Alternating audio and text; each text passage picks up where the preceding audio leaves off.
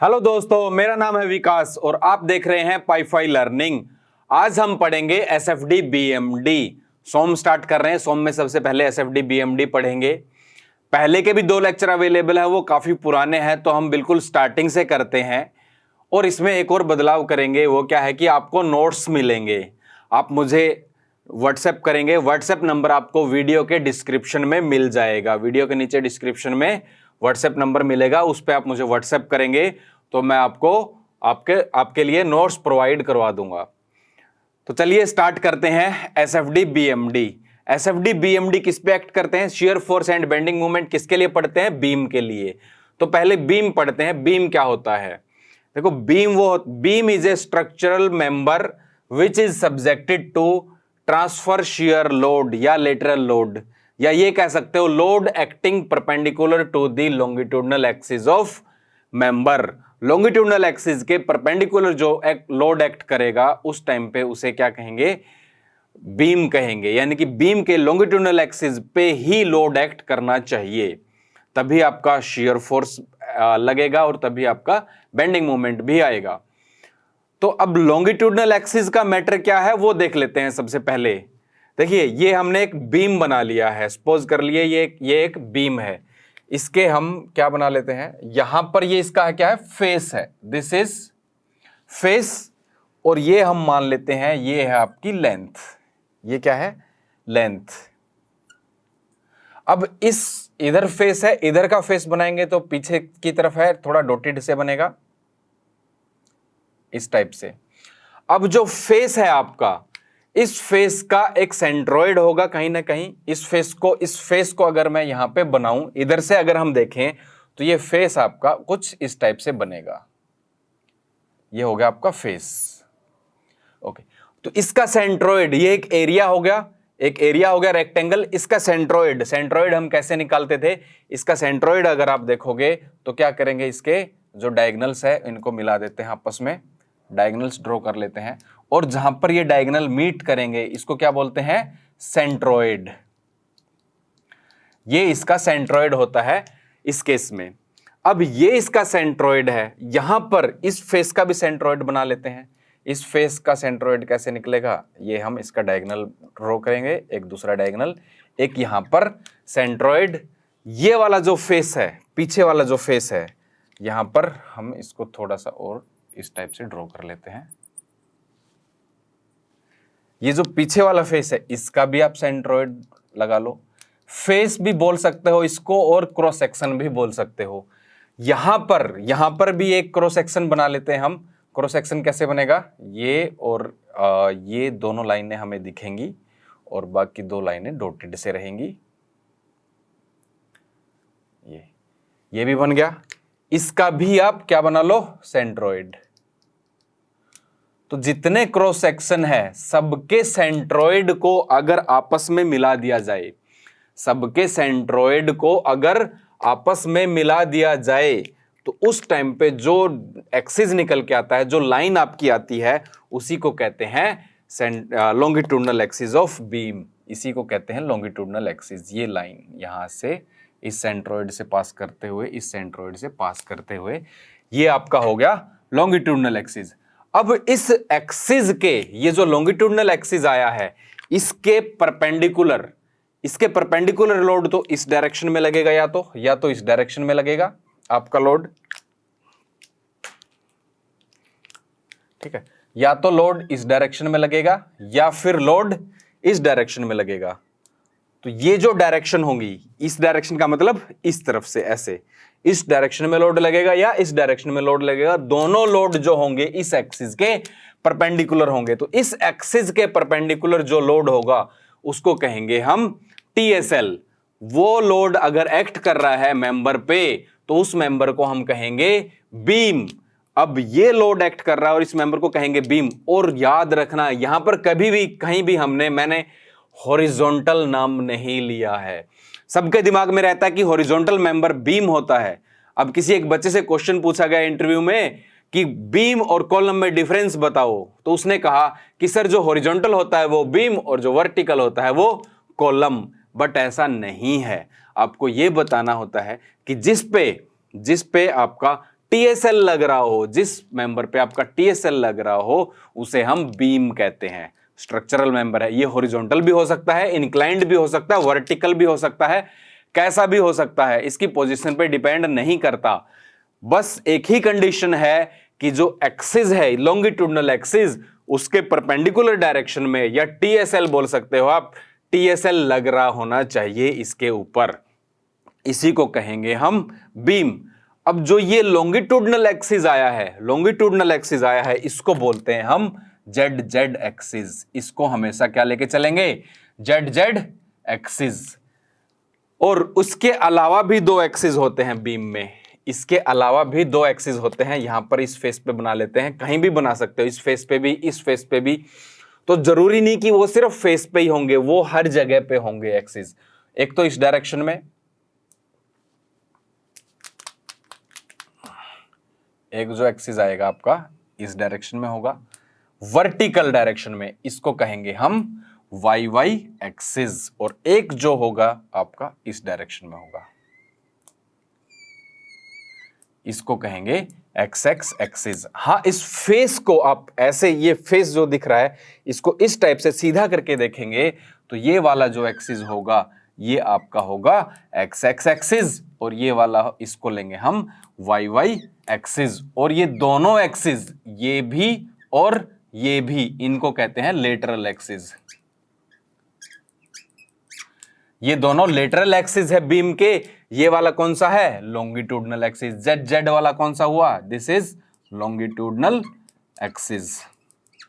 अब ये longitudinal axis है, लॉन्गिट्यूडनल एक्सिस के जो पैरेलल आपने इसको लेंथ लिखा है, इसका एक और नाम लिख सकते हैं, दैट इज लॉन्गिट्यूडनल डायमेंशन। इसको कहते हैं लॉन्गिट्यूडनल डायमेंशन। और जो बाकी दो डायमेंशन होंगी बीम की, बाकी दो डायमेंशन इसके क्रॉस सेक्शन पे दो डायमेंशन होंगी, इसकी दोनों डायमेंशन को हम ऐसे लिख सकते हैं, ये वाली डायमेंशन है, इसको लिखते हैं विड्थ,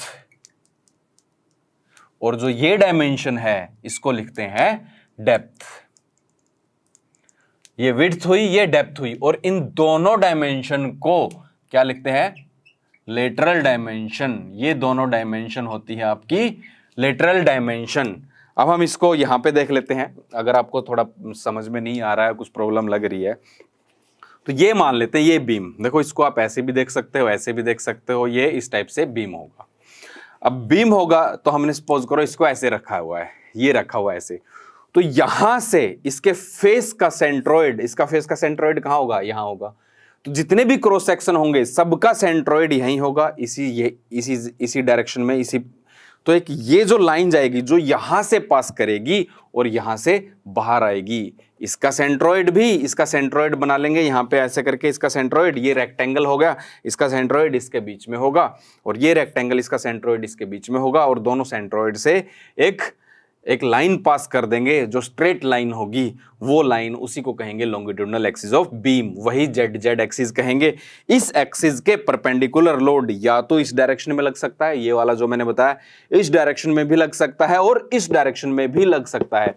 इस डायरेक्शन में ये वाला बताया था, तो ये वाला लोड भी देख आप चेक कर सकते हो कि ये वाला लोड जो इस डायरेक्शन में ऐसे लगेगा, इस एक्सिस के, इस लॉन्गिट्यूडनल एक्सिस के परपेंडिकुलर ही होगा, और ये वाला लोड भी इस एक्सिस के परपेंडिकुलर होगा। तो ये जो एक्सिस होगा इसको लॉन्गिट्यूडनल एक्सिस कहेंगे, और जो ये डायमेंशन है, ये लेंथ है, इसको लॉन्गिट्यूडनल डायमेंशन कह सकते हैं। अब आते हैं इस डायरेक्शन में, फेस पे आपके पास दो डायमेंशन है, एक ये वाली और एक ये वाली। जो ये वर्टिकल डायमेंशन होगी फेस पे इस टाइम पे, जैसे ये यहां पे ऐसे रखा हुआ ना, तो ये वाली जो डायमेंशन होगी, एक्चुअल में क्या होता है, जिस डायरेक्शन में लोड लग रहा होता है, जिस डायरेक्शन में लोड इस डायरेक्शन में लग रहा है, लोड के पैरेलल वाली डायरेक्शन को हम लेते हैं, कौन सा, ये वाली लेते हैं, डेप्थ लेते हैं। लोड के पैरेलल वाली डायमेंशन, लोड इस डायरेक्शन में है, लोड के पैरेलल वाली डायमेंशन को डेप्थ लेते हैं, और लोड के परपेंडिकुलर वाली डायमेंशन लेटरल डायरेक्शन में लोड के परपेंडिकुलर वाली डायरेक्शन, क्योंकि लोड ऐसे लग रहा है, ये अगर ये दिखा देते हैं आपको, ये लोड अगर ऐसे लग रहा है तो ये डायमेंशन क्या होगी, इसके लोड के परपेंडिकुलर होगी। तो परपेंडिकुलर वाली डायमेंशन को विड्थ लेते हैं और लोड के पैरेलल वाली डायमेंशन को डेप्थ लेते हैं। तो ये वाली डायमेंशन होगी आपकी विड्थ और ये डेप्थ। जो ये दोनों डायमेंशन हो गई, इन दोनों डायमेंशन को बोलेंगे लेटरल डायमेंशन, दोनों को ही लेटरल डायमेंशन कहेंगे। और जो लोड के पैरेलल जो एक्सिस होगा, अब इस पे भी दो एक्सिस होंगे, अगर हम यहां पर बनाए, एक एक्सिस आपका ऐसे आएगा और दूसरा एक्सिस ऐसे आएगा, तो दो एक्सिस आपके बनेंगे, एक इस डायरेक्शन में और एक इस डायरेक्शन में। जो एक्सिस लोड के पैरेलल होगा उसको हम लेते हैं वाई वाई एक्सिस। लोड के पैरेलल वाले एक्सिस को इस टाइप से वाई वाई एक्सिस लेंगे और इसको लेंगे हम एक्स एक्स एक्सिस। जो लोड के परपेंडिकुलर वाला एक्सिस होगा इसको लेंगे एक्स एक्स एक्सिस। और मोस्टली बीम जो है आपके हॉरिजॉन्टल ही होते हैं, तो इसीलिए हम कह सकते हैं कि जो हॉरिजॉन्टल वाला, जो इस डायरेक्शन में जो लॉन्गिट्यूडनल एक्सिस है, इसको जेड जेड एक्सिस कहेंगे या लॉन्गिट्यूडनल एक्सिस। और जो लेटरल डायमेंशन में, लेटरल में क्या होंगे, ये बीम ऐसे ही रखा हुआ है, आप यहां से देख रहे हो। लेटरल में जो वर्टिकल डायमेंशन है, वर्टिकल वाले डायमेंशन को हम लेते हैं Y Y axis, sorry vertical वाले एक्सिस को वाई वाई एक्सिस कहते हैं, और लेटरल वाली वर्टिकल वाली डायमेंशन जो है उसको डेप्थ बोलते हैं। वर्टिकल वाली डायमेंशन को डेप्थ और वर्टिकल वाले एक्सिस को वाई वाई एक्सिस।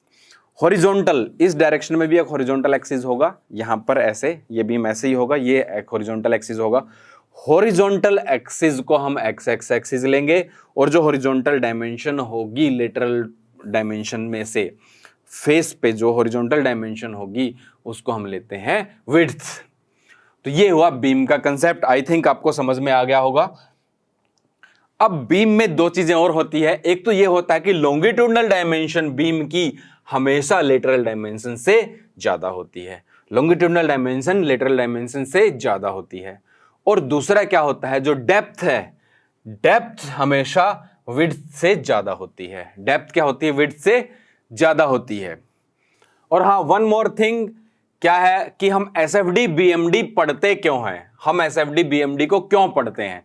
देखो, एसएफडी बीएमडी डायग्राम बन रहा है shear force diagram and bending moment diagram. तो कंप्लीट बीम पे हर पॉइंट पे इस डायग्राम से हमें पता चल जाएगा कि बेंडिंग मोमेंट और शियर फोर्स कितना है। आप किसी भी पॉइंट पे चेक कर सकते हो।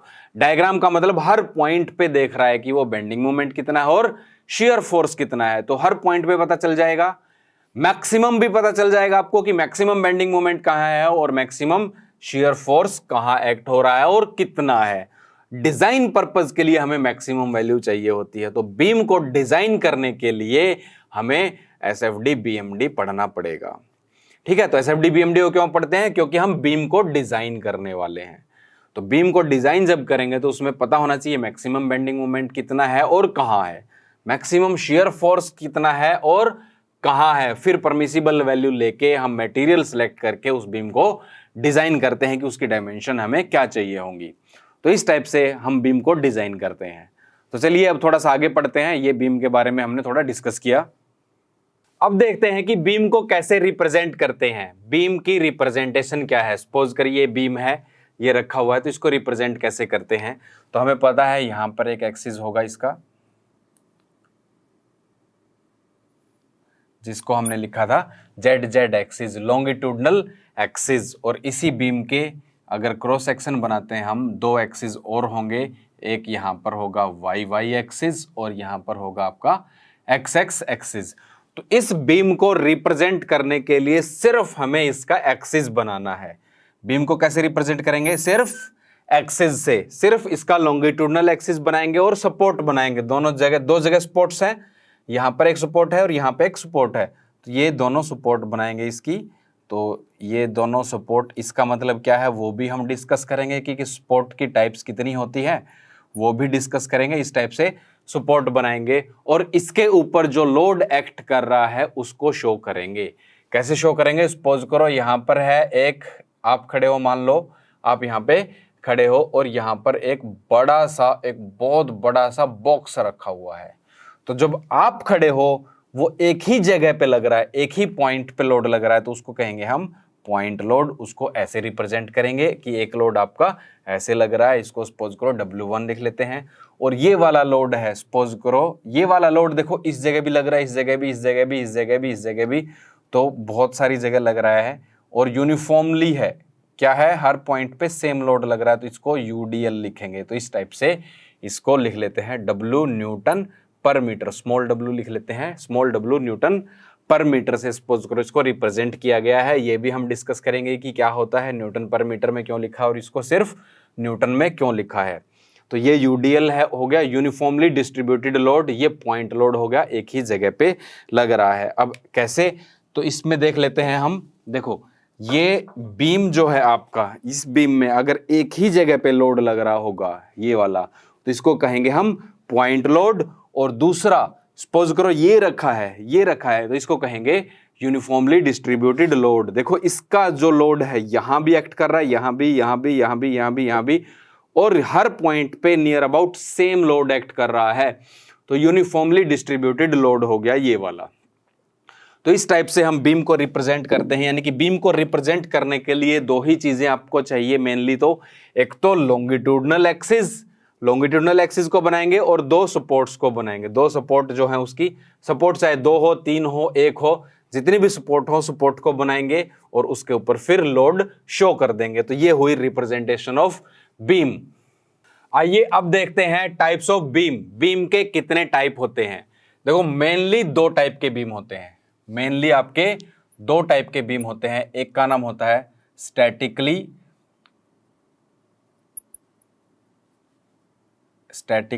Determinate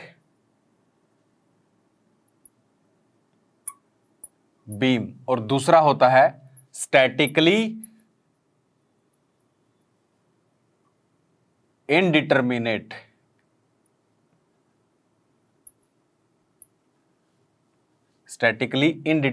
beam. Statically determinate and statically indeterminate का मतलब क्या है।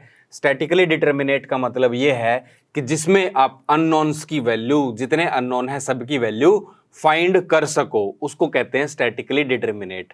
अननोन कहां पे आएंगे, रिएक्शंस आएंगी आपकी, सपोर्ट पे क्या आएंगी, रिएक्शंस आएंगी। उन रिएक्शंस की वैल्यू जब तक फाइंड नहीं होती तब तक हम एसएफडी और बीएमडी नहीं निकाल सकते। तो शियर फोर्स भी नहीं निकाल सकते, बेंडिंग मोमेंट भी नहीं निकाल सकते। तो यानी कि सबसे पहले आपको जो सपोर्ट है वहां पर रिएक्शन जो है उस रिएक्शन की वैल्यू पता होनी चाहिए। तो जब रिएक्शन की वैल्यू जिस बीम में हम निकाल सकते हैं उसको कहते हैं स्टैटिकली डिटरमिनेट बीम, और जिसमें नहीं निकाल सकते उसको कहते हैं स्टैटिकली इनडिटरमिनेट बीम। निकाल कैसे सकते हैं, अब अगर नंबर ऑफ अननोन जो आपके पास रिएक्शंस वगैरह है वो अगर लेस देन और इक्वल टू हो जाए number of useful equilibrium equations, जो इक्वेशंस आएंगी आपकी उससे अगर या तो नंबर ऑफ अननोन कम हो या फिर इक्वल हो, number of unknown less than और equal to number of useful equation हो, तो उसको कहते हैं हम स्टैटिकली डिटरमिनेट बीम। इसका मतलब क्या हुआ, इसका मतलब देखते हैं, पहले थोड़ा सा समझ लेते हैं। आपने पहले पढ़ा होगा, इस टाइप के कुछ क्वेश्चन पढ़े होंगे कि 5x + 2y = 3 and 10x - 3y = 4। इस टाइप की इक्वेशंस आपने पढ़ी होंगी। यहां पर अननोन कितने होते थे, x एंड y। अगर 2 अननोन है तो और एक ही इक्वेशन दे दी जाए आपको ऊपर वाली सिर्फ, और आपसे कहा जाए कि x एंड y की वैल्यू फाइंड करो, तो क्या वैल्यू फाइंड कर सकते हैं। वैल्यू निकालोगे तो वेरिएबल आएगा, डेफिनेट वैल्यू नहीं आएगी। यहां से आप ऐसे निकाल सकते हो कि 5x = 3 - 2y और x = 3 - 2y / 5। y की फॉर्म में आई, x की वैल्यू किस फॉर्म में आई, y की फॉर्म में आई, लेकिन यहां पर ये y भी क्या है, वेरिएबल है। अगर ये वेरिएबल नहीं चाहिए, कोई कांस्टेंट वैल्यू अगर फाइंड करनी है तो हमें 2, अगर अननोन है तो 2 ही इक्वेशन चाहिए। इक्वेशन कितनी हो गई, 2, और अननोन कितने हैं, 1 और 2। ये भी 2 अननोन है, तो 2 अननोन के लिए 2 इक्वेशन चाहिए, या फिर 3 इक्वेशन होगी तब भी आप 2 अननोन की वैल्यू फाइंड कर सकते हैं। यानी कि अननोन की वैल्यू जो है या तो नंबर ऑफ इक्वेशन के इक्वल होनी चाहिए, या फिर कम होनी चाहिए, तभी आप इनकी वैल्यू फाइंड कर सकते हैं। तो यही कंसेप्ट यहां पे है। नंबर ऑफ अननोन की वैल्यू अगर less than equal to number of useful equilibrium equation होगा तो उसको कहेंगे स्टैटिकली डिटरमिनेट बीम, उसकी हम रिएक्शंस की वैल्यू फाइंड कर सकते हैं। तो इसमें कौन कौन से आते हैं? इसमें आते हैं आपके 3 टाइप के बीम। इसमें कौन कौन से होते हैं? एक तो होता है एसएसबी, एसएसबी मतलब सिंपली सपोर्टेड बीम। दूसरा होता है कैंटिलीवर, कैंटिलीवर बीम। और तीसरा होता है इसमें ओवरहैंगिंग बीम।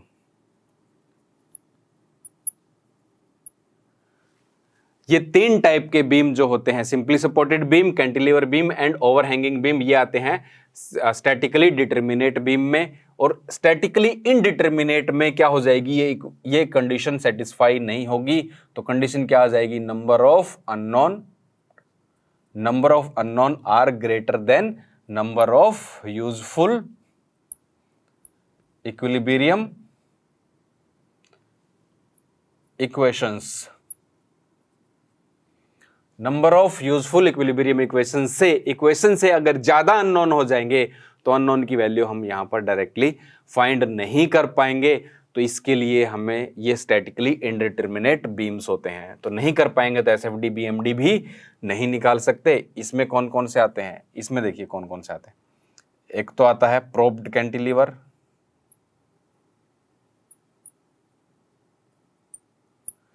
एक दूसरा आता है कॉन्टिन्यूअस बीम, और एक होता है आपका फिक्स्ड बीम। ये 3 टाइप के इसमें होते हैं, probed cantilever beam, continuous beam and fixed beam. ये आते हैं आपके स्टैटिकली इनडिटरमिनेट में। फिर आप कहोगे सर इनकी वैल्यू कैसे फाइंड करते हैं? तो वो जो रिएक्शंस है फिर कैसे फाइंड करते हैं? तो मैकेनिकल के सिलेबस में ये नहीं है, मैकेनिकल के सिलेबस में ये नहीं है। और सिविल के लिए स्ट्रक्चर एनालिसिस में इनकी वैल्यूज फाइंड करते हैं। वो कैसे करते हैं? वो करते हैं हम, फिर हमें एक्स्ट्रा इक्वेशन चाहिए। सपोज करो यहां पर 5 अननोन है और यूजफुल इक्वेशन कितनी है? 4 है, तो हमें एक इक्वेशन और चाहिएगी, और वो इक्वेशन हम लेके आते हैं दूसरी जगह से। या तो हम डिफ्लेक्शन से लेके आते हैं, डिफ्लेक्शन ऑफ बीम से, या फिर किसी और जगह से। तो फिर वो इक्वेशन ऐड करके फिर हम नंबर ऑफ अननोन की वैल्यू निकालते हैं।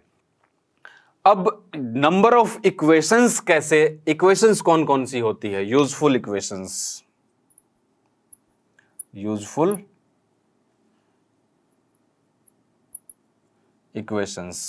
इक्वेशंस आपकी